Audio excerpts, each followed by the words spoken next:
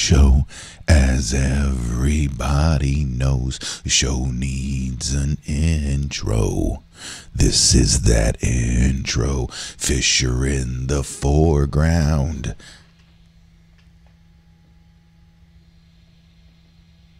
And that's about it.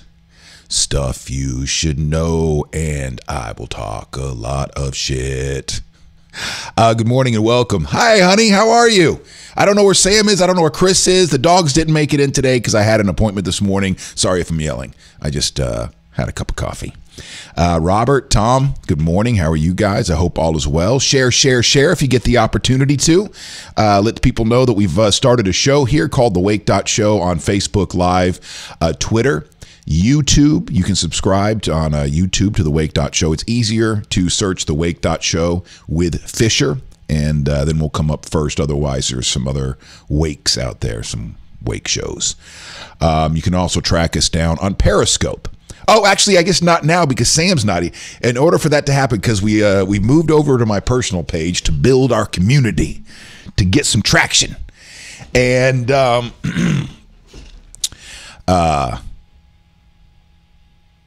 Alan, trivia was awesome last night. A great crowd. Oh, it's so cool. I'll talk about trivia here in a second. But where the hell was I? Oh, yeah, share, all that kind of stuff. Sam's not in here right now. I know that she was in a meeting earlier today, so I don't know if that meeting went long. So right now, I guess the only place that you can find us will likely be right here on my personal Facebook page. So all the shares will be appreciated, likes, comments. Hopefully I can throw out some stuff. Throw out some things to talk about. That Steve, how you doing, Steve? I got your message, Mr. Corbin. I'm very excited, and I want to talk to my business because I'm not a businessman, and I'm just a talking head. But I'm very excited that you want to be a sponsor of the show. So let me talk to Cords after the show and see what that is, because I know the price of our lead sponsor, as you can see, Single Source, beautiful Single Source Insurance. And so I know the price for the first 15 minutes of the show, but I know that you were thinking about something else, another 15 minutes worth of the show, or maybe a featured story of the day or something like that. So let me talk to Cords afterwards, and I will get back to you. Cool? And that's awesome. I'm really excited. Thank you so much. And I know that you and I have talked about it before. And you have a company. Was it your wife has a company too? Or are you guys in a business together or something like that?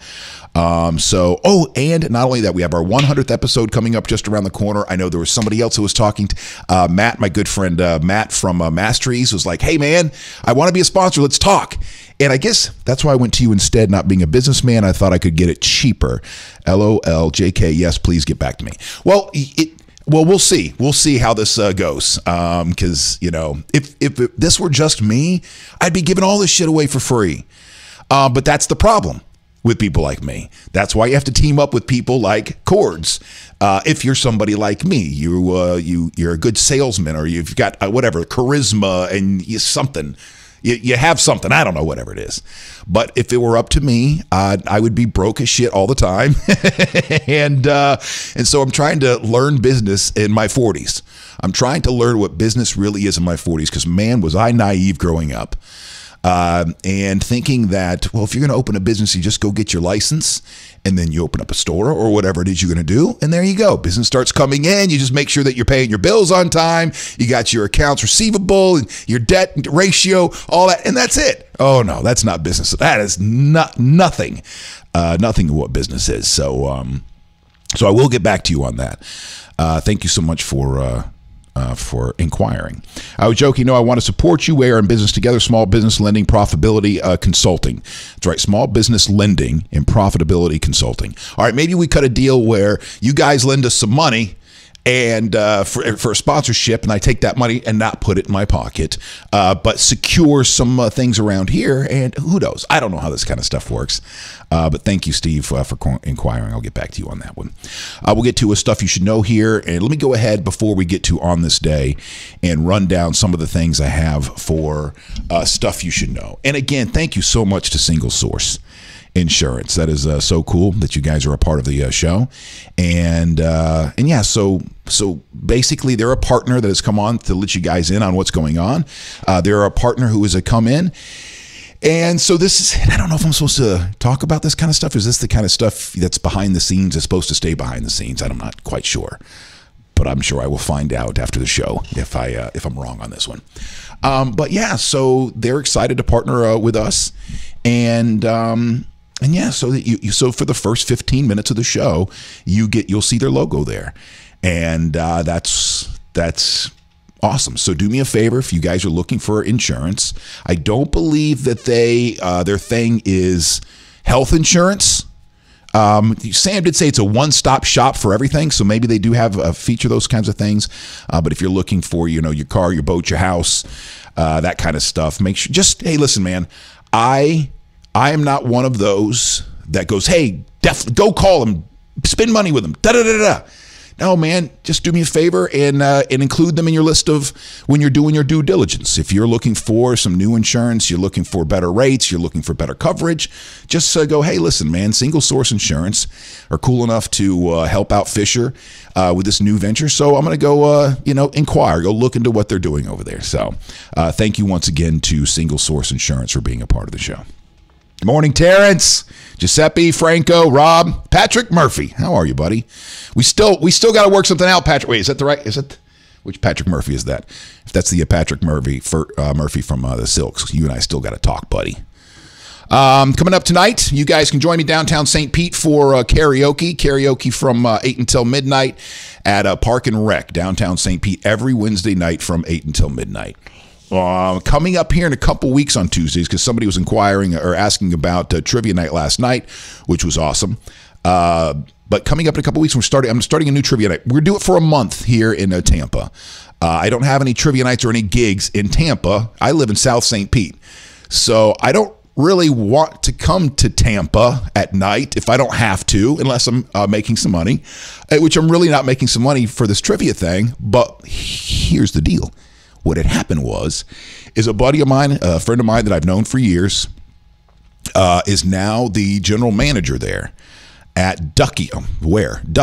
You guys know Ducky's on Kennedy in Tampa. That's the place that was once, or was started by Evan Longoria. He's no longer majority owner. Still has a piece of it, but he's out in San Francisco, wherever the hell he is. And anyway, so my buddy Ray is the new general manager there, and we were talking. He's like, "Hey man, can you help me out some nights? We were once at this level, we're down at this level. We'd like to get back up to this level." And I said, "Well, how about some trivia? I'll come out on Tuesday nights and make sure you are nice and lively." So we're gonna do late night trivia for the month of May, and I believe that starts May 1st, Tuesday, May 1st. Is that right? May 1st, May 2nd. Oh wait, hold on. There's Chris McCarty. Dude, sorry, so begins behind. Sorry, so behind. That's okay, man. It's all right. We'll see you when you get here. Chris McCarty coming back in today. He and I want to pick up where we left off yesterday. I had to cut the show.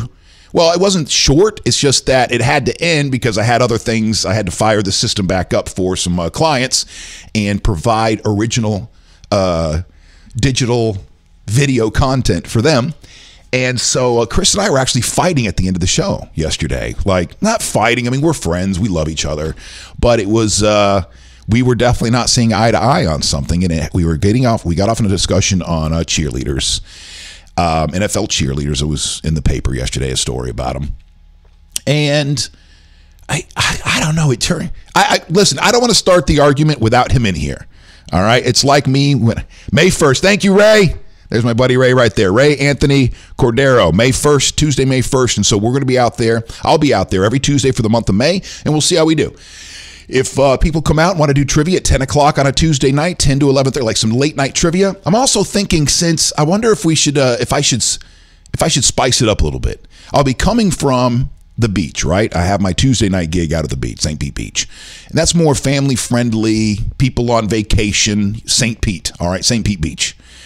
So, but this is Tampa at 10 o'clock at night. So I'm wondering if I could, have some fun and spruce up the questions a little bit and make them a little bit more adult themed, right?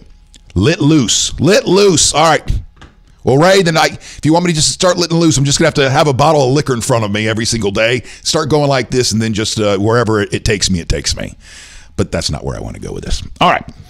So that's coming up. Oh, shoot. Today is Wednesday, and I never even text Eric. I am the worst producer in the world. I really am. You know, the funny thing is that's not true. If I were producing somebody else's show, if I was the executive producer for somebody else's show, I could do all the things that a producer needs to do. All the phone calls, all the emails. I think I could anyway. I know that I have some issues, some anxiety when it comes to even beginning to make phone calls and emails and stuff like that. But I think a lot of it has to taco tequila trivia. Oh, I can't wait. Tacos, tequila, and trivia on Tuesday nights beginning May 1st in Tampa at Ducky's. So make sure you join me there. I'm very excited. We'll see how it goes. If we have a good month of May, we'll see how it goes. We'll go from there. Ray, looking forward to it. Hey, Nikki Cooper, how are you? Thank you so much for joining this morning. All right, enough of my nonsense. I think I'm off on 10 tangents and probably forgot all of them. So let's just get to stuff you should know. And on this day, Chris McCarty will be in here shortly. He should be over there shortly. And Sam, I don't know what the hell happened to Sam. Like I said, I knew she was in a meeting. I don't need her anyway. I don't need anybody. I just need you. Just you and your pretty face. That's all I need. All right. I'm going to wait for on this day in case Sam does show up. And what I will do is go ahead and get to stuff you should know. And we'll talk a little bit about... Actually, no, we're not. We'll get to stuff you should know coming up in just a couple of minutes. Sam is not here, so the show must go on between us. I will run down. Got a scam alert for those of you that are watching yesterday, talking about when you get a number that you don't know, but it has your same area code and the same first 3 digits, you know it's a scam. It's likely a scam. Sorry, it's likely a scam. If it's your area code and the first 3 digits of your phone number, it's likely a scam. They can, what do they call, spoof. They can spoof numbers. Well, there's a new one out where it is, you look down and you see your number calling. It's genius.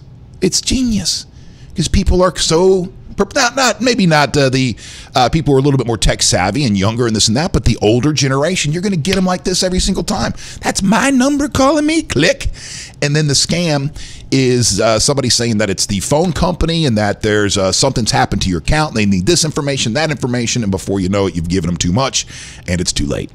So we'll get to that coming up. A woman awarded over $6 million in a revenge porn case.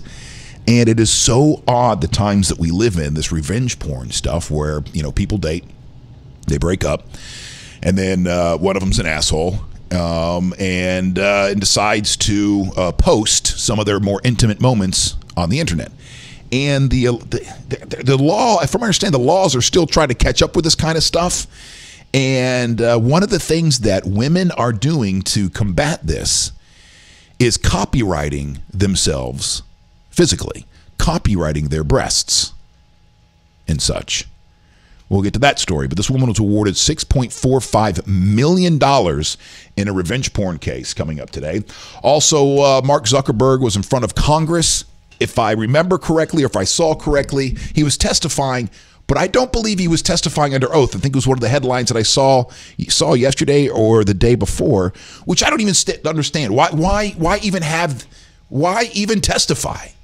If you don't put these people under oath, and I know the same thing going back to politics 2 years ago, when Hillary Clinton was in front of the FBI, she wasn't under oath and wasn't being recorded. Why even have? So that's when you start to. That's when I, as an ignorant American, start to just see conspiracy. I'm like, listen, this is all show. You guys don't give a shit.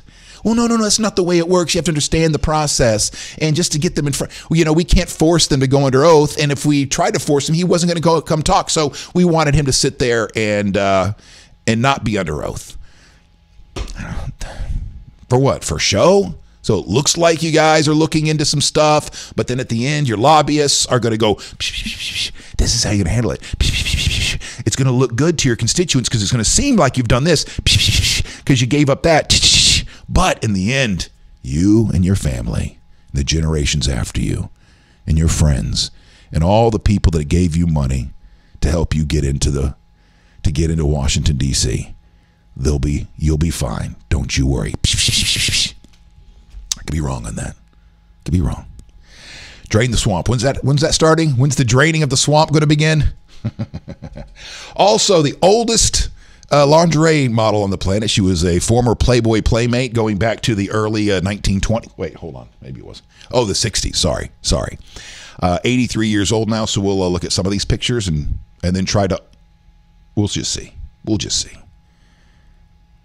Is it really that? In your 80s, are you really still looking to be sexy? Is that a mental disorder at that point? Or am I being a real jerk in this moment? If you're still trying to be longed after in your 80s sexually, I don't know. What the hell do I know? I'm halfway there. Also coming up on the show today, a petition to keep Florida beaches private. There's a law that's supposed to go into effect coming up in a couple of months, I believe in July. And this is, I don't know, man. We've been having a lot of talks about capitalism recently. And I'm learning more and more about what capitalism really is. And the pros and cons. There are pros and cons to it. And one of the cons is that the rich just keep getting richer and richer and richer. They think they deserve it. They're smarter. They've worked harder. They've sacrificed. I mean, don't get me wrong. You have. I mean, no, you've worked hard. You are smart. You've sacrificed a lot. But then when we get to a certain echelon, a certain place in society, in class, something happens in our brain. And we truly start to believe we are superior. Because if I can do it, well, then anybody can do it. And if you haven't done it, well, then you're either an idiot, you're not working hard enough, or you're just lazy. Well, I guess that's not working hard enough. So anyway, with this comes, well, we are the providers. We not only make all the money and have all the money, but we also provide all the opportunities for you minions to scrape up a living, scratch out a living, whatever the saying is. And but at the same time, we want to make sure that we buy all the land. We want to have all the beachfront property. And F you commoners, stay off our beaches. So we'll be coming back to a petition to keep Florida beaches public, rapidly gaining signatures.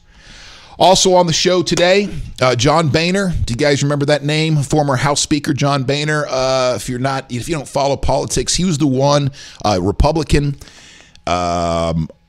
who what's his face replaced? Paul Ryan, right? Paul Ryan ended up replacing him. Paul Ryan, by the way, decided he's not going to run again. He wants to go home and be a dad. He's done with his shit.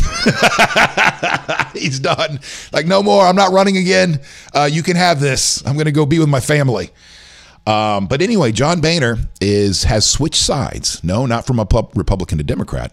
He says he has evolved on his views on marijuana. And he has joined the board of one of the biggest medical cannabis companies out there. He has joined the board. This is a guy who once adamantly opposed this kind of stuff, has now changed his mind. Why do you think he's changed his mind? This is not fair, is it? Because I'm getting ready to put motivation into his mouth. And I don't know this for sure. Because the first thing that pops into my head is not, he's seen the research. He smoked a little pot himself or had some gummy bears and went, oh, okay, I see now. I have a feeling there's a lot of money involved here. And they've already given him a lot of money. And then he stands to make a lot more money if he can help them get their agenda through. So good for you, Mr. Boehner. I'm glad you can switch sides when it is economically Listen, again, not fair. Maybe he had a come to Jesus moment, and a family member, that was diagnosed with something, was in horrible pain, is now, you're right, Matt. What am I doing? Why am I even trying to act like money is not the motivation when money is always the motivation for these politicians? All right. And then lastly, this is not quite stuff you should know, but it was a very interesting story. And that is, with all the advancements of the ancient Romans, and from plumbing to weaponry to philosophy, government, everything, there was no toilet paper. So what'd they do? Well, you will be grossed out by the end of the show. We'll get to that coming up a little bit later on. But let's start off right now with On This Day in History. On This Day in History. The reason we do On This Day in History, for those of you new to the show. Hey, Chris. Yo. Welcome, buddy. How you doing, brother?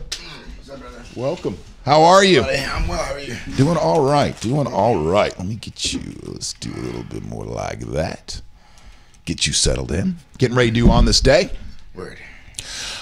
So thank you so much once again to Single Source Insurance for being a sponsor. Chris got a message this morning from somebody who saw the Single Source Insurance stuff and goes, how do I sponsor? How can I sponsor 15 minutes? So we might have our second sponsor lined up here in a moment, in not too long. So what are you up to this morning, bud? Nothing, man. I'll drop the kids off, so I'm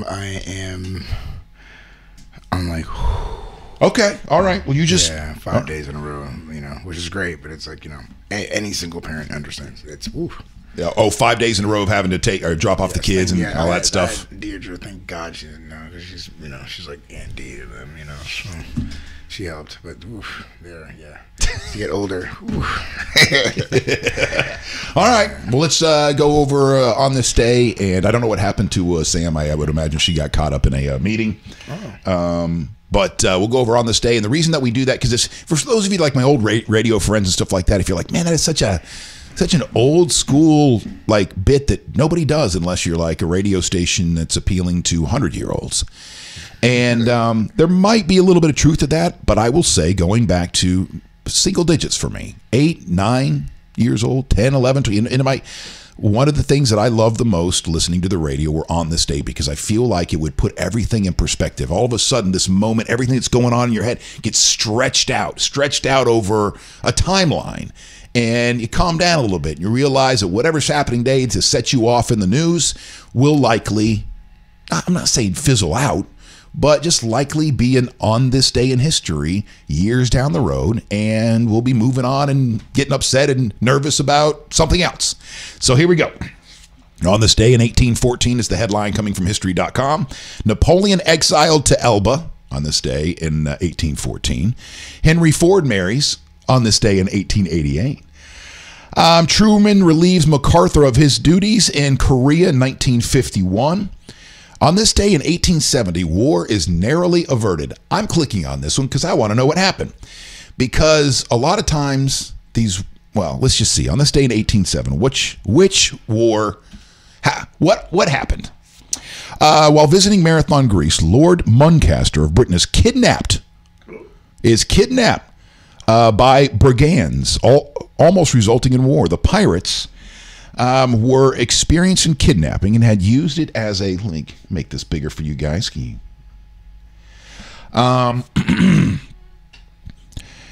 And had used it as a lucrative source of income for many years. However, their capture of Lord Muncaster and a group of English tourists proved to be more difficult to pull off than they anticipated. All right, so anyway, I don't need to go on that one. The reason I wanted to bring, or I wanted to click on it, is because I know there's a story in our history where a war almost happened over a dog.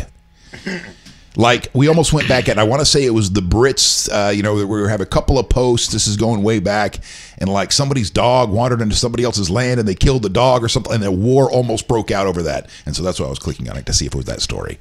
Now I feel bad for even bringing it up, because I probably should have more information on that story. All right. Ooh, this is a good one. On this day in 1970, the Apollo 13 launched to the moon. Nice. All right. So this is if you're trying to remember which one that one is, it should be easy since they made a movie about it. But Apollo 13, this is the one that Tom Hanks. Yeah, they almost all died, and it is pretty amazing. So here we go. I want to give you a little bit of the story, because it's incredible to think back to what we were doing in 1970 with the technology that we had, which was next to nothing, and we're able to get to the moon. Even though shit went down, we were able to get those men back 200,000 miles through space and land them safely. That is crazy. All right, so here we go. After an oxygen tank exploded on the evening of April 13th, remember today's the 11th, so 2 days later is when that tank exploded. It was 9 p.m. Eastern on April 13th. Apollo 13 was just over 200,000 miles from Earth. The crew had just completed a televised broadcast and was inspecting Aquarius, the landing module. The next day, Apollo 13 was to enter the moon's orbit, and soon after, Lovell and Hayes would become the fifth and sixth men to walk on the moon. At 9:08 p.m., these plans were shattered when an explosion rocked the spacecraft. Oxygen tank number 2 had blown up, disabling the normal supply of oxygen, electricity, light, and water. Lovell reported to Mission Control the famous line, "Houston, we've had a problem here." And which, by the way, is if I would have asked you, you probably wouldn't have gotten right. If I would have said, what is the quote? What would you have said? Houston, we have a problem. Right, because that's the way we've always heard. Houston, we have a problem. But as we have a problem here. Have had a problem. Oh, we've had. Yeah. I didn't know that. Houston, we've had a problem here. Okay. Is the actual quote. And the crew scrambled to find out what had happened. Several minutes later, Lovell looked out of the left-hand window and saw the spacecraft was venting gas, which turned out to be the command module's oxygen. The landing mission was aborted. So they went up there to walk on the moon again. It wasn't going to happen. So now it was just about I don't know why I'm telling you the guy. I think pretty much everybody's seen Apollo 13. I think we all know what happened. Yeah, we know what happens. It's not nothing. All right. And so outside of that, Cher wins Best Actress Oscar for Moonstruck. Did you see that? I can't say I did. I think I did. I think I did way back in the. I think I did. Let's click on it real quick because I don't remember what it was. Sure. That's not the. Is Moonstruck the one with? No. On this day in 1988, the Shrine Auditorium in Los Angeles, the actress and singer Cher collects the Academy Award for Moonstruck 1980. So, it just goes on to talk about her. Just in case anyone who's watching and wondering, like, what is he just on his phone while Chris is... I'm actually looking at On This Day in Music.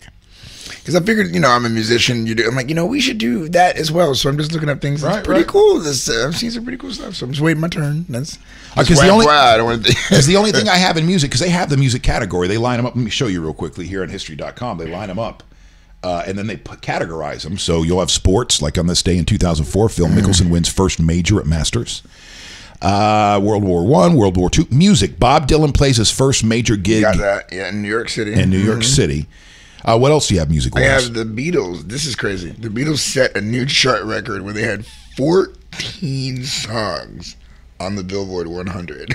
They had 14 songs in the Billboard 100 at the same time. That is incredible. Yeah, right. That is incredible. Do you have Peter Green quit Fleetwood Mac? Nope. Yeah. That a big one? I think the Beach Boys appeared. Elvis Presley saved it there. Yeah, that kind of stuff. Eddie Vedder. What about Eddie Vedder? Sorry, Eddie Van Halen. Married actress Valerie Bertinelli. Take Me to the Moon. Name that movie. Ooh, Proof was killed today. Eminem's best friend. That sucks. I'm a big fan of Eminem. I didn't even know. I mean, I knew you were a fan of Eminem, but I didn't know that his best friend was killed. Yeah, it really spun him out, man. Was he killed by Tupac? Biggie Smalls? Yeah, so dumb. Oh! Nirvana was in the Rock and Roll Hall of Fame today. That's pretty cool. Okay. All right. I'm gonna get better at it from, We'll get to stuff you should know here in just a little bit, or some of the stories. But Chris, you and I need to pick up from yesterday. We need to. We don't need to. You and I decided that we would, though. Okay. All right. Well, then we need to because we both said we were going to. Well, here's the thing. We got rushed there at the end of yesterday because you had appointments and stuff. Other stuff to do, and so, I mean, it still ended on a positive note. You and I didn't end the show, angry at each other or anything like that. Well, no. Still, I don't know. There was for those of you who missed it, we would say there was a rushed conversation, and sometimes in rushed conversations, you have sides that are so animate about putting their their purpose for the conversation out, that sometimes when you're in that mode, half of what's coming to you, it's not really registering. And so I felt like that's kind of what happened when you and I, because we were saying the same thing, but it was, I don't remember. I don't even know how. I'll tell you why I got worked up. So should we just tell them that what was said, though, so everyone can catch up? So yeah, go ahead. Well, while you're doing that, I'm going to set up another camera. Go ahead. Right. So we got on the issue of women. And it was, I guess the story was a porn star, and we were reading it, and it was really just foul, right? Just enough to make it sick, right? Just this, what you're hearing. And so Chris and I kind of got on the, this is not really good for women, and we respect women. I have a daughter, and he's married, and a mom, and all that good stuff, which is good.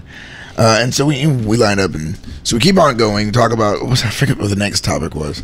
Cheerleaders. Yeah. And I was talking about how I dated somebody who was in that world, and I was basically speaking about how I felt like it's interesting how women don't know they really run the world. And Chris like, how? And I said, the vagina. What do you mean? Straight men do everything you can to get that vagina. And it sounded like, and then I said, well, when women are out, they, they're looking for the best thing. And it sounded like I was generalizing women, saying that women go out. And every time they're out, they're just sizing other girls up and stuff, which I understood that's in the rushed conversation, but that was not, because if we go longer, then I would be able to elaborate. That's how conversations do. You get closer to what's really going on. You got to go back and forth. So that's and so, but he got offended. Chris got really offended. I was a little worked up. Because it did sound like you were painting with a broad brush, saying that all women, like you go in the club, they're all sizing each other up, they're looking for the best mate. You were tying it back to animal behavior, right? And then also the pageants. Of course, from my time of dating a girl who was in a pageant and talking to her mom about. But they're so warped, though. But in all due respect to pageant girls, there's a horrible warping of their in my estimation anyway, of their perspective of things. They're raised to be this idealized perfect something that doesn't even exist. And then so I can see how there's because that's also competition there. So to me, it's the same cattiness or competition that you might see if two guys are getting ready to have a boxing match and they start jack-jawing and they're sizing each other up and da-da-da. So to me, it's the same thing. Yeah, and so where I was going with it was I was talking about how women should be, and I got this from Ani DeFranco, who's an amazing writer, but she was talking about how women should really be on the same team in the sense of because you guys run the world, and so there are some times, and I speak to some of my girlfriends that they'll tell me like, yeah, man, like I've been around and they've made videos, they've made comedy little excerpts of women looking at that girl and being like bitch, like skank, like just based on look, and we've all seen that. I've seen that, you've seen it. So that's what I was talking about with the competitive nature of women versus men. That you don't really see dudes see another dude and just be like dick, like you just don't really see him do that. So that's all I was saying in the difference of men and women going out, but I wasn't trying to say that all women and all. Come on, you can't generalize. No, because just look at my life. Look at what I do. Yeah, I still think you're generalizing, and I still think you're wrong. and to each his own, brother. To each his own. How do you think I'm generalizing? I'm curious, though. Well, it still feels like you're painting with a broad stroke there. That women do this and men do that, and although men have the propensity to act a certain way in certain circumstances, and women have the propensity to say that all women, that women do this, and women. There's so many different types of people and personalities and viewpoints, perspectives that I just can't. I don't know. I think that what I would like to do is I think that I would like to have this very conversation with like multiple people during a week. Like, 'cause this is interesting to me.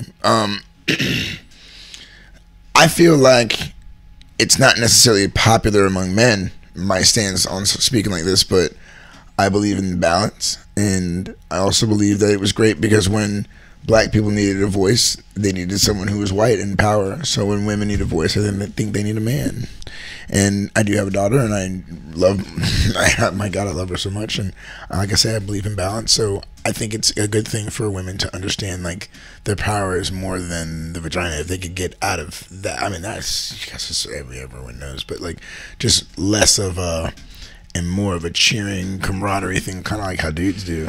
It might be different. We might just be dealing with like a different type of woman that doesn't, I don't know. I just, it's all right. That's it. And I just feel like we have this conversation because you still feel like I'm saying that. I guarantee we have a certain girl up here who will probably say, no, we do get dressed up. And part of it is we are looking at other girls. Like, that was part of what made you mad. And I was like, I still feel that's true. I still feel like a lot of times, more times than not, I still feel like a woman is also getting dressed up.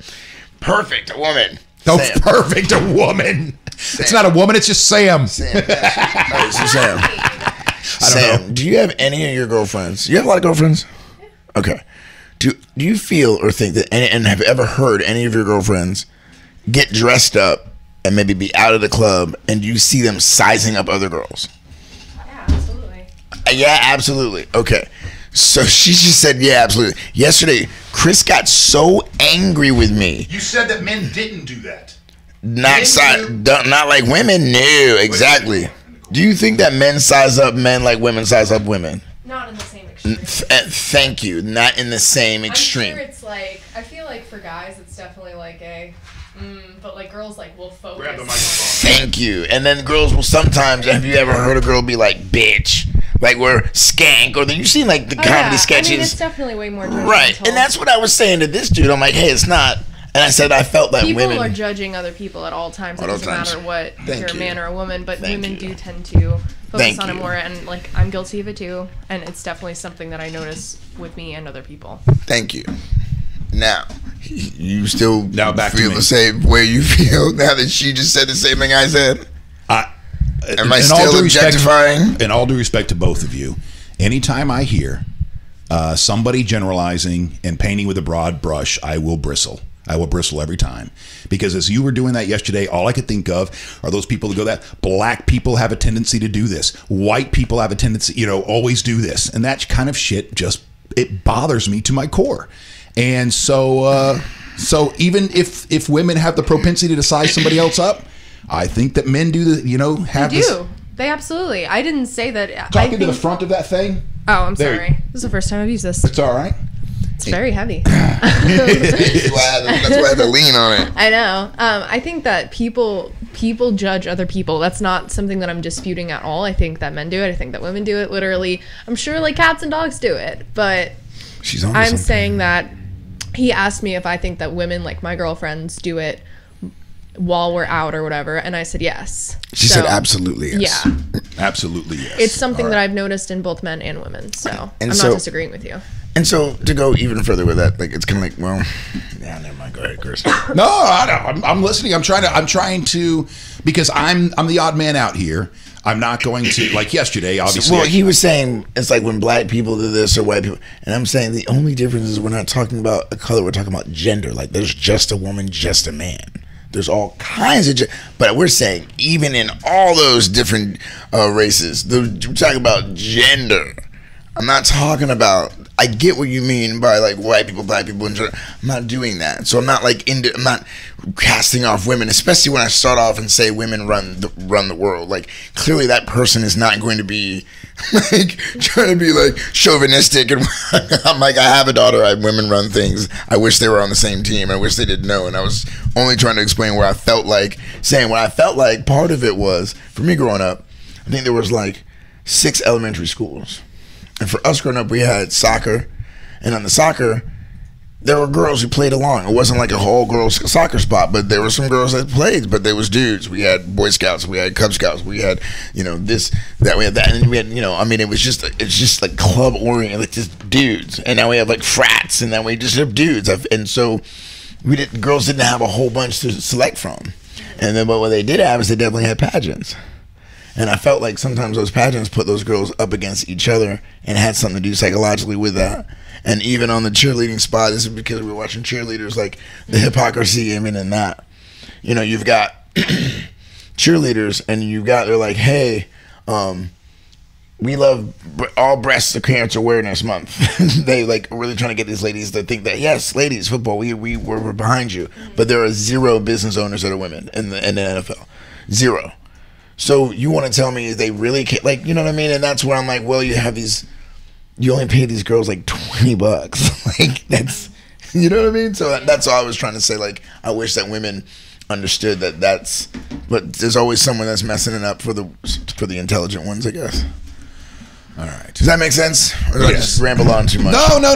It makes enough sense. Can I tell you something funny that I noticed, Chris? Chris. What? So when you wrote the description yesterday and you were talking about how you wanted to tag this Chris, you tagged someone named Chris McCartney, and they live somewhere in Florida, and they have a cat picture. And apparently he was in studio yesterday talking to us. So hi, Chris McCartney. Chris McCartney was in the studio? That's crazy. I'm not sure who he is at all, but it was very funny. Yeah. We know everyone needs to see what the picture that you somehow maybe we got through. Like, maybe we really think it just came up. I'm sure it was just the last second. I was asking you guys going on. I'm like, which one are you? We were already late. I was trying to get that answer. I'm like, which one of these fucking things are you? And I couldn't figure out because I've always been the one with the cat pic. I've always been tagging him on his personal page. I know Chris likes cats. So this is who I tagged yesterday. This is what I tagged. Look at the cat. Come on, man. He's got a cat on some bread, dude. Bread. Yeah, you thought that was mine. But no, because that icon was so small as I was typing stuff in, I couldn't see what that was. It was just a little tiny icon. So I'm looking, going, which one are you? And I'm like, at Chris McCartney. I was like, all right, that one, click. That is you. That is you. Come on, that's your spirit animal right there. That's you. It's your other page. That's really funny. All right, before we move on here. Oh, by the way, you guys, we already went through on this day and whatnot, Sam. It's okay. Do you have? I was in a meeting. Yeah, I figured you were doing the important stuff. Do you have a quote of the day though? Let me grab one. Oh no, Chris. Inspiration. Then we got to come back and talk about HQ as a new host today. That guy left? No, just for today. $300,000. Who's hosting? Dwayne Johnson.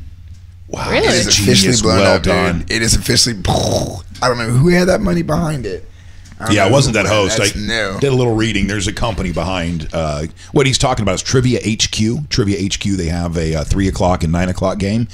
And usually it's what, right? Between $25,000 and $50,000 worth of prizes and whatnot, right? 5,000, something like that. But it's been a lot lately. I mean, okay. I started when it was at 2,500, and then it went to 5,000, and now there are a couple like $25,000, $100,000 shows. And you'll have a million people playing at a time, right? It's crazy, dude. Yeah, very cool. You know, up to like 500,000 Yeah, to $1 million. This is fun. You know. So they've gotten big enough where now they can even take it to the next level and bring in The Rock to host this. The Rock. When is that? It's set in 20 minutes, so we should definitely do this we need to do this while everyone. So they're doing a special one. It's not going to be 3 o'clock. They're doing one at 12:30 or something. Let's see, 3:45 Eastern. Wait, EDT. That doesn't make sense. Eastern. Daylight Savings Time. Okay, EDT. EDT. That was E. Okay. EST is when it's standard before we jump forward or whatever it is. Okay. Okay, so then we got to be out. Well, that's not going to work. Well, we just got to wrap up the next 20 minutes is all. Wait, why is that not? Because the what I got said in 20 minutes. Nope, it's like hours away. You're right. 21 minutes ago, I got it. So everyone, 3:45. Everyone, The Rock. 3:45. Yep. So EDT. All right. Enough about that Trivia HQ. I was not familiar with the change. Good luck. Good luck. Good luck, everybody. All right, Nikki Cooper. I think some women are very competitive and aren't willing to settle. It's not right or wrong. It's a choice. Yeah, so I agree. Some women are very competitive. Some women are catty. Some women are this. Some women are that. And I believe that about men and everybody. You can find whatever you're looking for in every demographic out there. It's the way I see it anyway. So this next person, I am Chinese. I am a Chinese. Okay. Well, I wish I knew how to greet you in a more appropriate way than hello.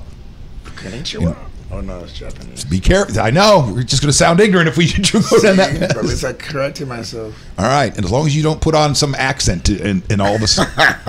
Yeah, right. That's when it's a little off. Although I was very impressed with Chris's British accent yesterday, and to know that he did a whole show in Liverpool in that accent makes no. I didn't do it in Liverpool. No, I didn't.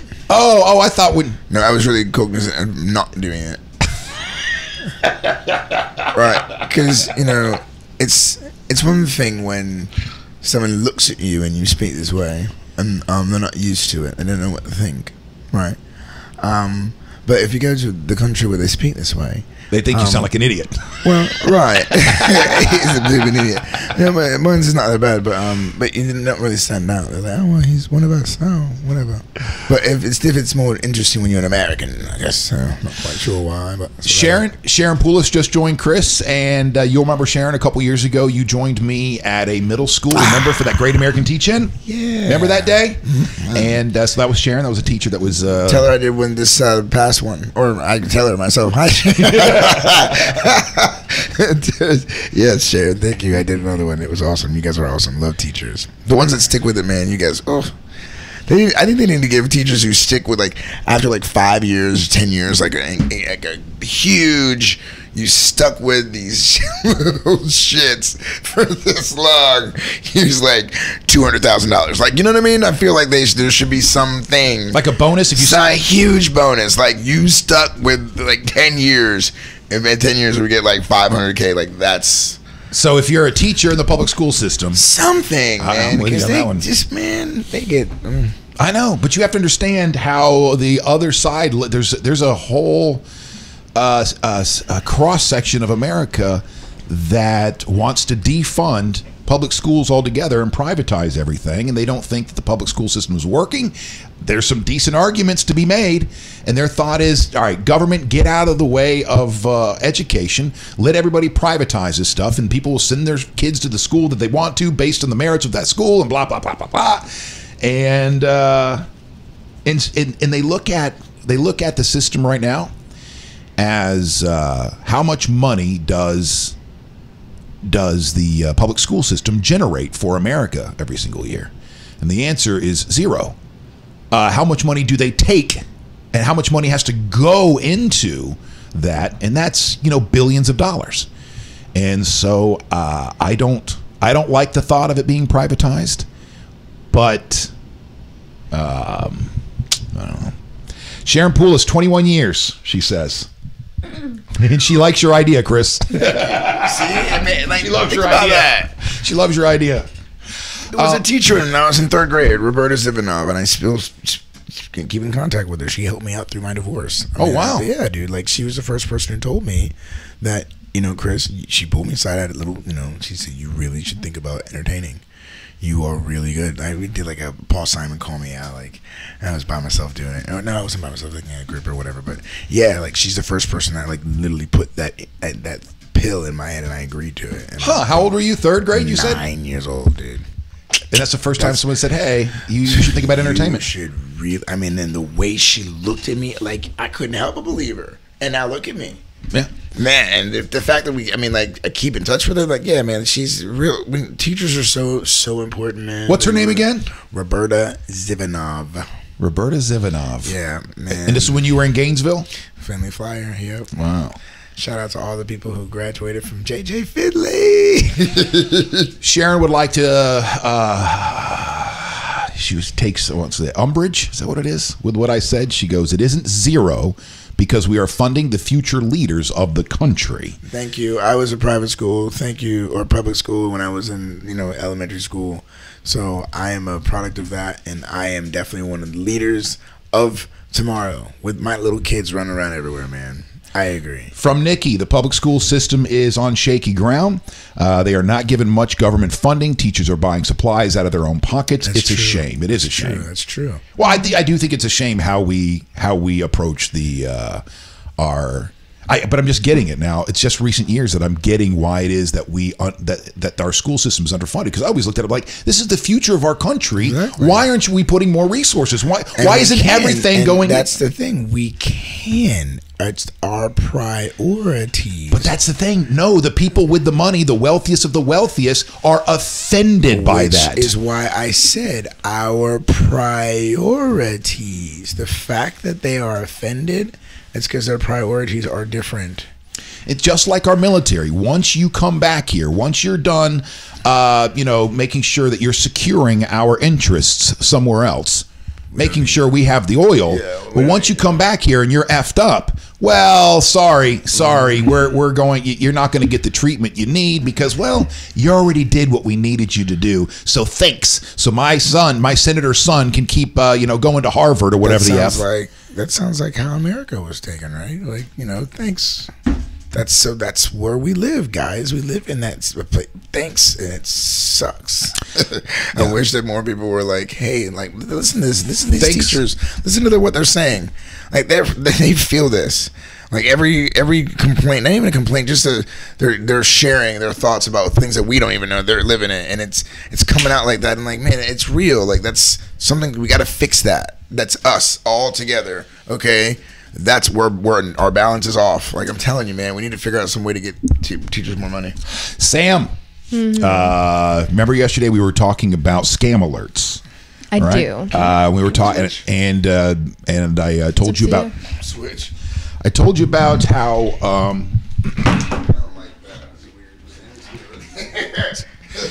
And I said, if you get a number that is your area code and then the prefix, the first 3 digits, it's likely a scam. And well, I have a story for you today. I know. I saw this in my email. Oh, that's right. I forgot I already sent it to you. The headline is, it's a new scam. And this is be on the lookouts for your own number. For your own number to pop up. Because, man, it's going to be hard not to click on it. Go, hello? Why is my own number calling me? And it's a scam. Yeah. But before we get to that, let's see here. Let's get back to some of the comments. What's that? Now they're saying they show your full number is calling you. Yes. Your full number calling you. Hold on. You get let me redo that camera over there while you're getting comfortable. And you give the quote of the day or yours. Okay, I'll give my quote of the day. All right. I need to reload it. Give me 1 second.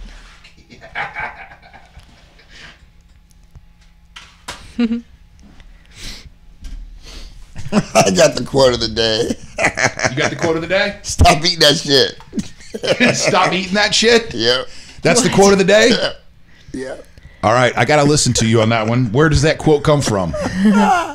Quit eating that shit. This dude, he was be big, right? He lost a lot of weight. And he was holding a seminar. And he said, my people, fat people, that I was just like you once. He's like, I need y'all to do me a favor. One time in this life, just get small one time. See how it feels. He goes, I need you to stop eating that shit. You know how good it tastes? You know how good it tastes? Yes, it's delicious. Now stop eating that shit. Stop eating that shit, y'all. That's it. Stop eating that shit. All right, so that's where it came from. Do you have one that can ride? A little bit more eloquent, right yeah. Quit eating that shit. I know. Do your best. Yeah, it's do your best. Begin each day as if it were on purpose. What does that mean? Begin each day as if it were on purpose. That means I don't know, Chris. You might have purposeful life. Yeah. That means you were created for a reason. So if you live your day like there's a reason, you're not going to dilly dally and eat that shit. You're actually going to like do the right thing you're supposed to do and fair enough. Rock it. Yeah. Fair enough. Elliot has an answer for us, Chris, to solve all of our issues on how we treat teachers and military. He says, put the teachers into the military, 2 birds, 1 stone. Oh, my God. Let's see, Natalie, I'm dead. I don't know what that means. What? Someone's laughing at us. Oh, is that what it is? I'm dying laughing? Awesome. Yeah. Yeah. Okay. I'm dead. So here's the scam alert for you today, Sam. So now be on the lookout for your own number. The area code, prefix, and whatever those last 4 digits are called. And here's what happens if you answer. It is going to be people that say they are with the phone company. And if this will work. Well, let's try again. Yes. Breathe breathe. You can't get angry at stuff you can't control. Right? I read it, so I can talk a little bit about it if you want. I just wanted to bring it up for the people to follow along at home. So go ahead, Sam. So basically it said that your number will mirror and call you. So if you look at your phone and it shows that someone's dialing you, it's going to show your actual phone number instead of someone else's phone number. So people are concerned that seniors especially will see that and pick up because they'll get confused, or when they pick up, it says, oh, I'm from the phone company. I need you to verify your social security number and your credit card information. Yep. And people believe that not so much our age demographic, but the older age demographic will fall for something like that. And they said that it's very easy for these companies who are scamming to do this mirroring. So I answered and they said that this is so-and-so from the phone company. I'm just calling to tell you that your account has been hacked and I want to verify a few things first. And off they go. And next thing you know, they're asking for all that information. Imposter scams, including this latest spoofing call, account for nearly 50% of the 1,400 scams reported to the Department of Consumer Affairs last year alone. And that's the only ones that are you reporting scams when you feel like are you calling somebody? No, you're like, you just hang up on them and move on. So that's just the 1,400 of people who have reported anything. All right, so I just wanted to get you informed on the latest scams. I've never had anybody with my actual number call me, but I have had someone, like you mentioned, where it's like my area code in the first 3 digits. All right, you two, let's see. Coming up, you guys tell me what you guys want to talk about, because I just realized I didn't plug my computer in, so I'm going to have to grab my cord. Okay. All right, so do you want to talk about revenge porn? Yes. Woman is revenge porn. Because I've seen that before. I know that story. Okay. We also have 7 takeaways from Zuckerberg testifying in front of Congress. Also a petition to keep Florida beaches public. Former House Speaker of the House, John Boehner, switching sides. Nope, not on political parties. Oh, I saw this. But he is no longer anti-cannabis, and he has joined the board of one of the top cannabis companies in the country. Does that mean he's changed his mind? He sees things differently? He just is anticipating that that's where it's going, so he's jumping on board to be on the good side because he's trying to win. Are there millions to be made is probably the answer to that one. There you go. And also, my favorite story of the day has nothing to do with the news of the day. It's how did the ancient Romans wipe their butts? You know, they had a lot of technological advances, including plumbing. And they had public spas and fountains, baths, and this and that. Well, they didn't have toilet paper, so what did they do? They shared something. And we'll get to that story coming up today. All right, so I'm going to grab my cord, and you guys can start with this first story then. A woman awarded over $6 million in a revenge porn case. Now, part of this is also, we're going to be talking about how some women, in order to, because the laws are weird here, they are copywriting their physical attributes, copywriting or trademarking their breasts. And so that's how they're using the law to make sure that this revenge porn can't get out there. You said you're already familiar with the story? Yeah, I'm familiar. I don't know if I'm familiar with this one in particular, but I do know there's been other cases of revenge porn lately, actually. You're you're part of that generation. Do you know any of your friends ever, found themselves looking online and going, "Oh, I didn't know that picture or that video was going to make it out there"? Not to that extent, but there has been a trend in my generation of, and this is just an interesting thing. It's not really like this. Luckily, I haven't seen anybody's picture being like posted or video or any of that, but people who are dating other people, so like boyfriend, girlfriend, the girl in this case would send the guy pictures, like naked pictures, and then when they break up, I've had multiple people say this story. They'll ask the guy to delete them, and he'll be like, "No, this is mine now. I'm not going to do that." And that's how, I've heard this multiple times now. So it's kind of like this. It's not a case where he's broadcasting it, as far as I know, but it is something where, exactly. Yeah, but to know that person they have leverage over you forever, right. And most of the time, these cases, they were together. Like, they were dating, so there was a level of trust and a level of comfort, and they just didn't, they just didn't do it. They didn't delete them. They're like, this is mine now. Just don't do it. Just don't do what? Just don't video yourself. Stop being that shit. Unless you're married, don't do it. I don't even know, man. I'm married and I don't want to videotape myself. I'm saying, I was just trying to put it like, just don't do that shit. So here we go. A federal district court in California last week entered a default judgment against a man and ordered him to pay over $6 million in damages after he was accused of spreading an ex-girlfriend's naked pictures and videos online. It's believed to be the second largest payout for a victim of revenge porn who is not a celebrity, according to the woman's lawyers. And she's unnamed, by the way. She's listed as Jane Doe in the legal filings. She alleged copyright infringement, online impersonation with intent to harm, stalking, and the intentional infliction of emotional distress. This case goes back to 2014. There's no federal law, and here's the thing, against revenge porn. There's no federal law against revenge porn. Really? Yeah, and that's the hard thing about it. There would be by now. I think we're probably getting there. Yeah. California has a criminal law on the books, but though a separate criminal case was brought against Elam in 2014, federal prosecutors dropped it 2 years ago. We never relied on the outcome of the criminal action. They said Doe's civil case was part of blah blah blah blah blah blah blah. But here's the I don't know. It's all kind of interesting, but here's one of the interesting aspects. Jane Doe had to copyright her breasts. She had to copyright her breasts to get her intimate pictures off the internet, a process that helps some revenge porn victims regain their privacy.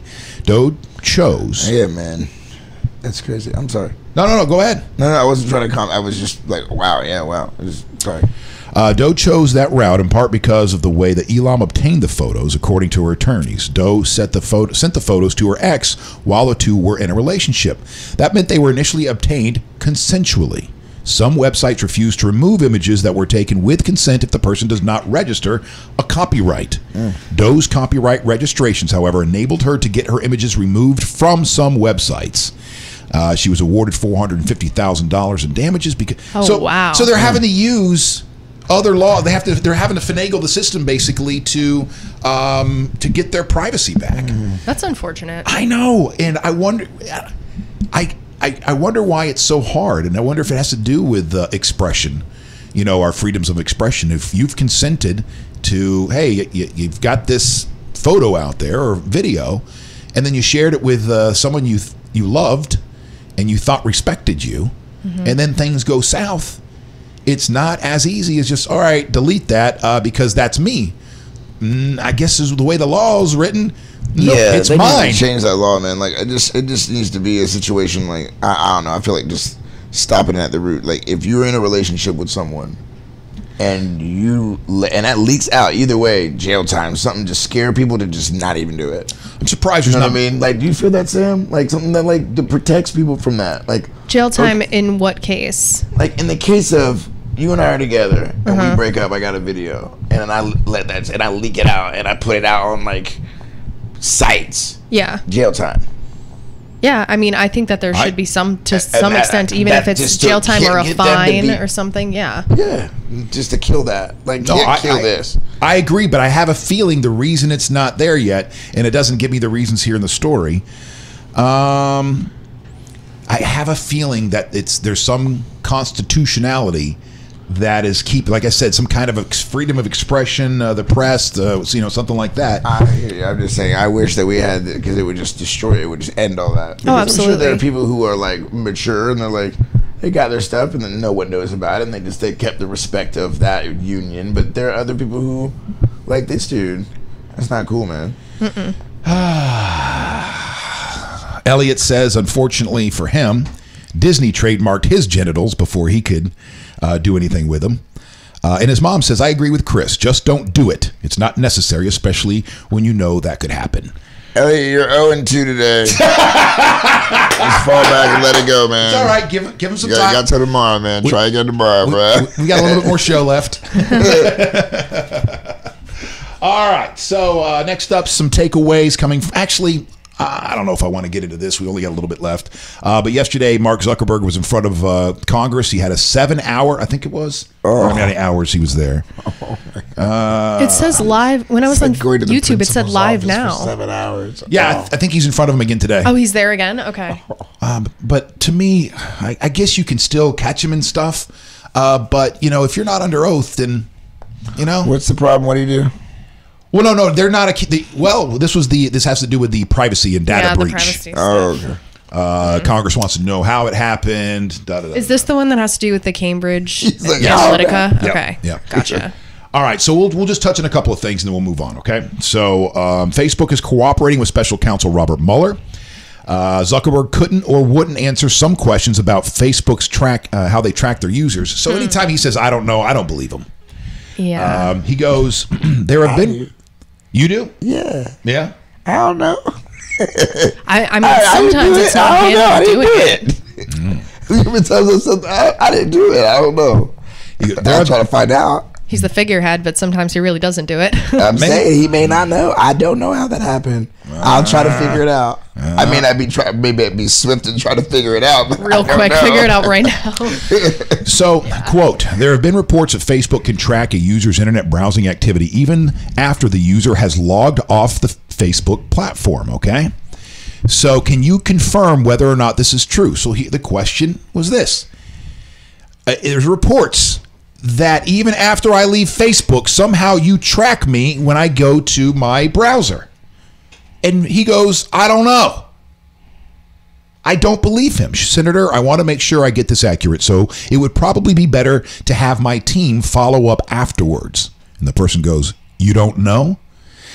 In a similar exchange, another senator asked whether Facebook tracks users' devices even when they are not connected to Facebook. These are simple questions that I believe Mark Zuckerberg knows the answers to.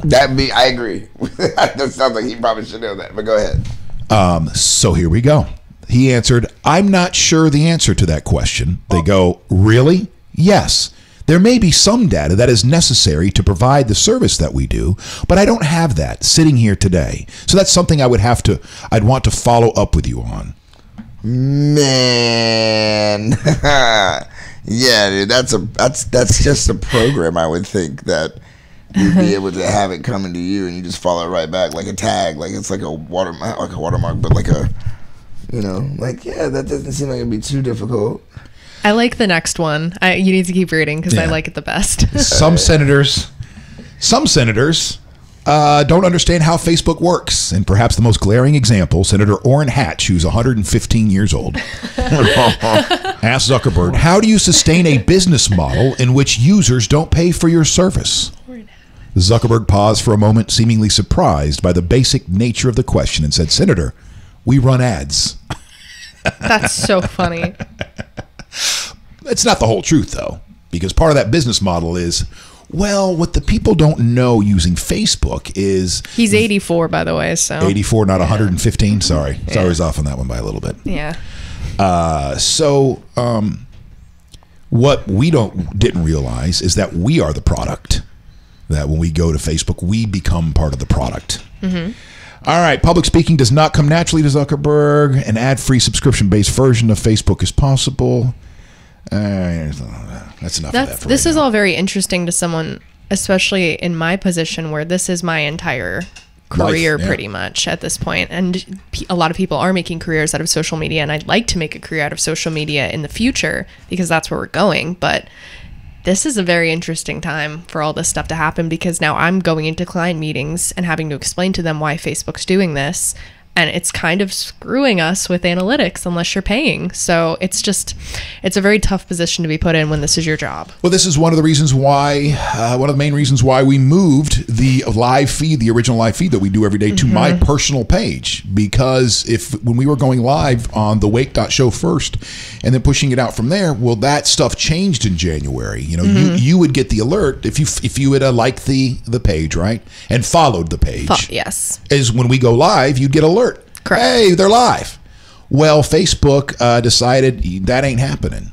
Anybody with a fan page, a business page, will have to pay for that kind of reach from now on. So We had to switch. We switched over things, which I'm okay with for right now. Also because Facebook's not the only game in town. No, not at all. You know, and you don't know how these things in front of Congress are going to turn out.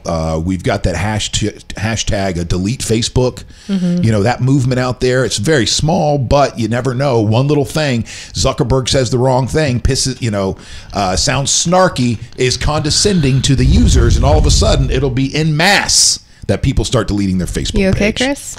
No, I'm just thinking about all the the work I put in through the years to put my Facebook, and not necessarily Twitter, not necessarily Instagram.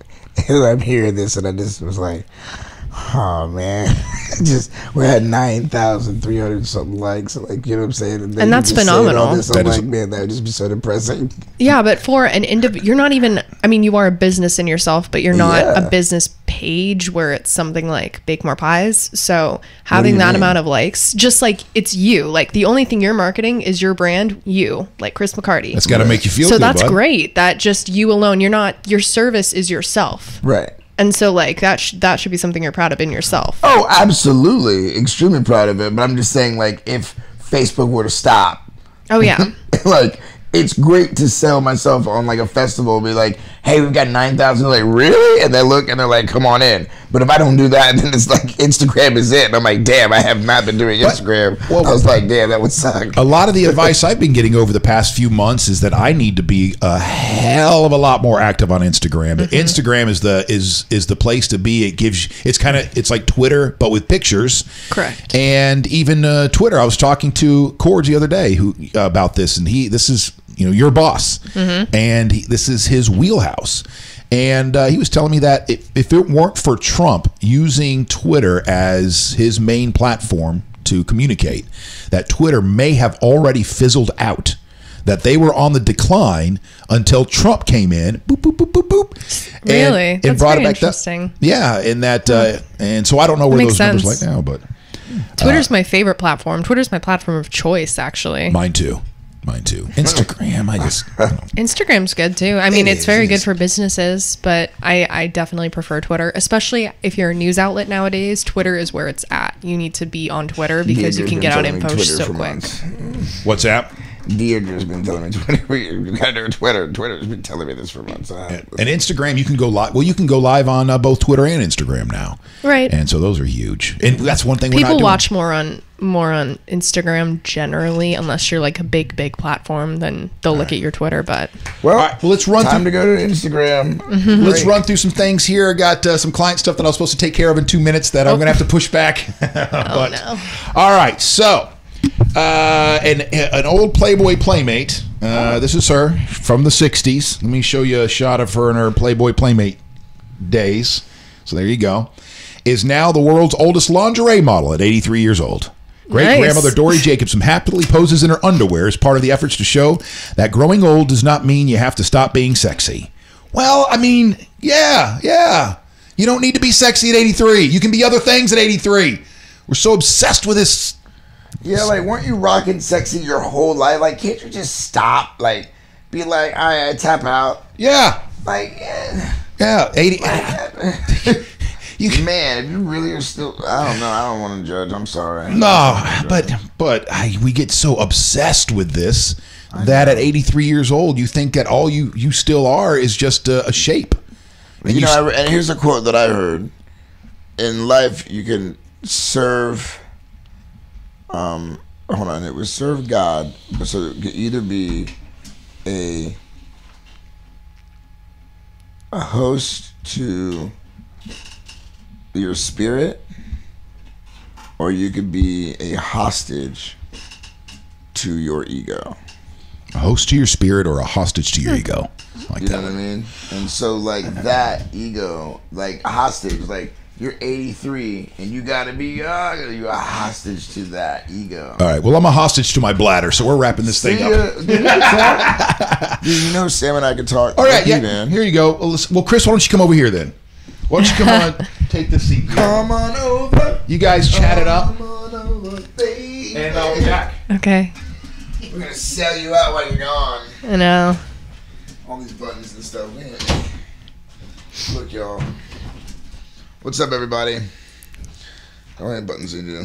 Anyways, so Sam, when's your birthday? September 1st. So you're a Virgo. Correct. All right. Are you into numerology at all? A little bit. A little bit. All right. So I read. I look into it. This is weird. I see how he's like I know. Okay, yeah. So, all right. So you're a little bit. So a little bit. So do you know the significance of 1? Of the number 1? Mm-hmm. No. Enlighten me. Like, so basically in numerology, 1 is the beginning of things. Also, 1 is very powerful. Yeah. So I knew it's that. like, stands alone. 1.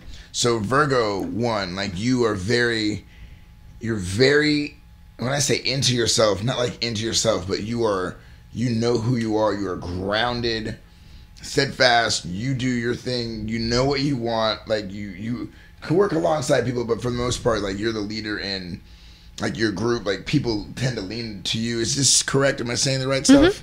Yeah. Cool. All right. So yeah, September Virgos. My daughter's a Virgo. I love Virgos. So that's our The numerology lesson and astrology lesson. Virgos, for the most part, as women go, they're awesome mates. They will conform to dudes, not like conform like you're my slave, but if they love you, they will do what is necessary for the relationship. So if you find a Virgo woman, you are winning. So that's there you go. And that's what we can talk about.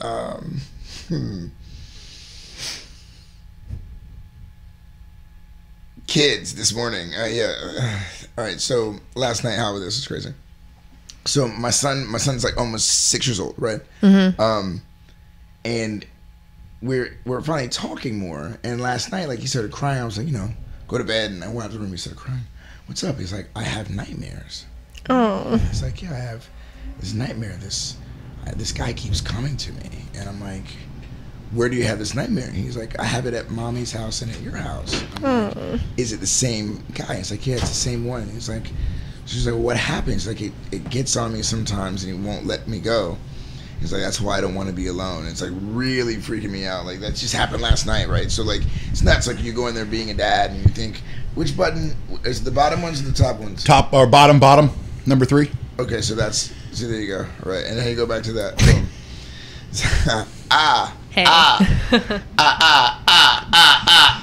You know what we need to do? Make the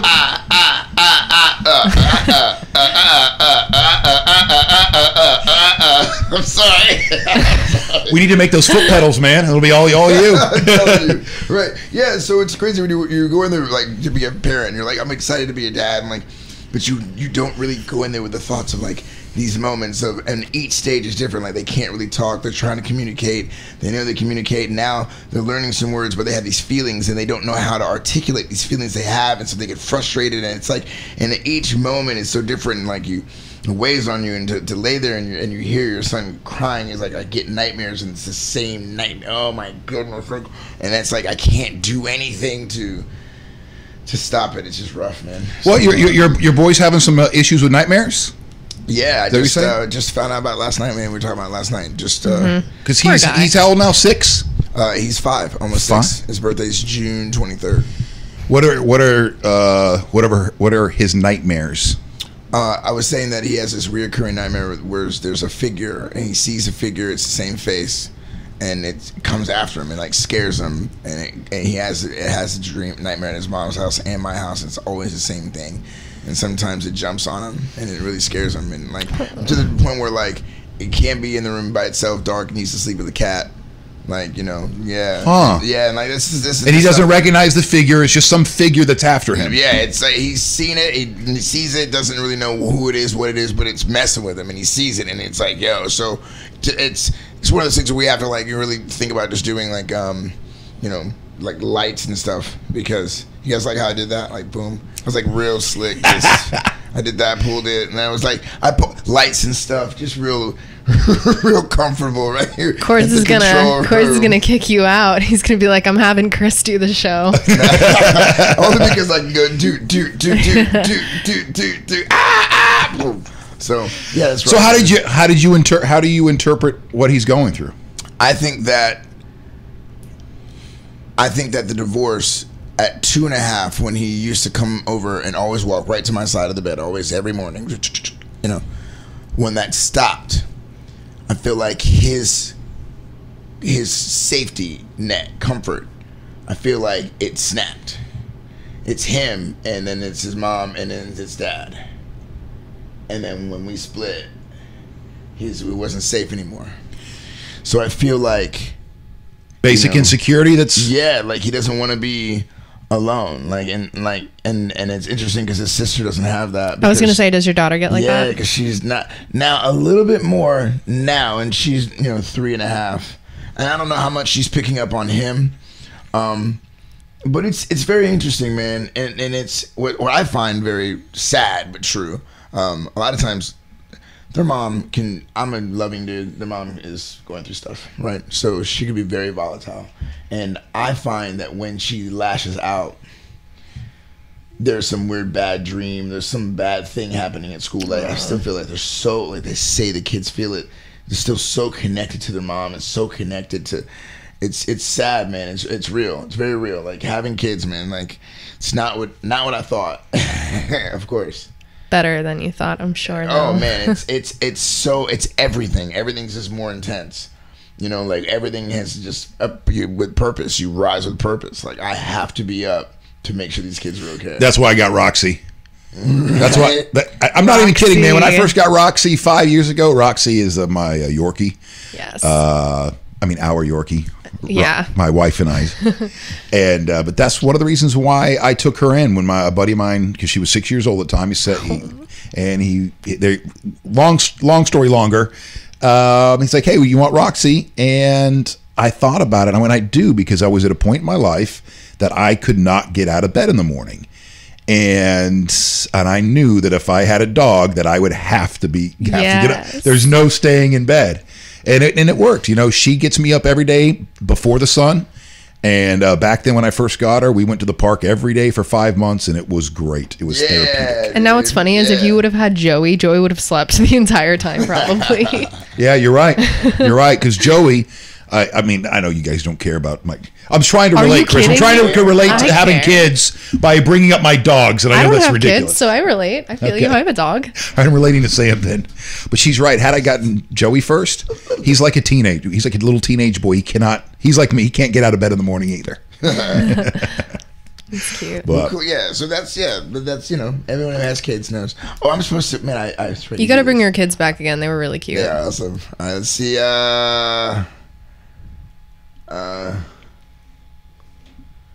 Hey, Nikki. Pisces. I'm going to take the buttons away from Mr. McCarty. All right. Take the buttons away from Mr. McCarty? People having seizures on the other side. Hey, Elliot, I love you, but you are on punishment. So I'm not reading. You have to wait till tomorrow. It's like that. What's the TV show where they zap, get the mute button? You're muted, Elliot, today. Oh. And you're going to come back tomorrow. Pardon the interruption. Not pardon the interruption, the other one. Yeah, the other one. Yeah. Around the horn. Oh, zap. Yeah, Elliot got muted today. I love Elliot. But yeah, this is cool, man. So, all right, I'm moving into the 2-seat. Let's switch. Musical chairs. Oh, you stay there. You stay there. This is fun. Ding. All right. My fingers are getting to working. So the last story that I have is not the news of the day kind of a story. It is. It's about the ancient Romans, and I had to click on it because it was a story about them wiping their butts. And you think, well, Fish, this doesn't seem like you to get all scatological. No, I'm not here to make jokes or anything or go tee-hee-hee about their pooping habits. I just thought it was very interesting because they were so advanced. They had running plumbing and, and this and this and this. And so come to find out, their bathrooms weren't as private back then. They were in public spaces, and you sat down just like we did today, and there was running water that went under these things and washed everything away. But they didn't have toilet paper. So what'd they use? Papyrus? Nope. Come to find out, they used sponge from sponges, like you get out of the sea. And it was on a stick, a sponge on a stick. And then once they were done with that sponge on a stick, they would rinse it off either in water, running water, or vinegar or something like that, and then leave it for the next person. So.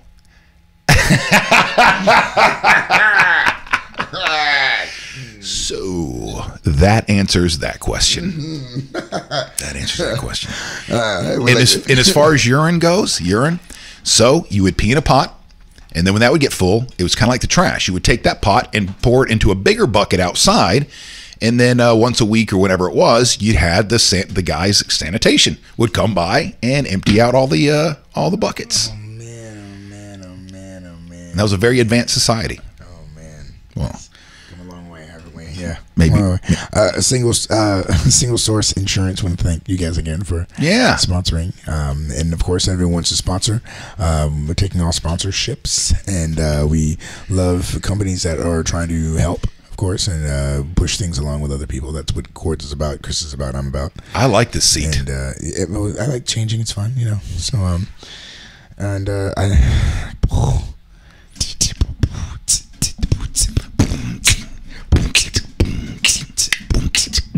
right, now we're going to give people seizures again. Thank you so much for being a part of the Wake.Show today. Tonight, make sure you join me downtown St. Pete for karaoke from 8 until midnight. Chris, you out tonight? No, I'm out. You just play to the cameras? Yeah, just a kid. A growing kid. Yep. And so have a great day. Be safe. Be kind to yourself. Be the change. And let your crazy breathe. Now I'll go over there and hit the buttons because I know you don't know the buttons to hit. 4. Yeah, bye, everybody. Never again, but in the next scene again. Oh, hey.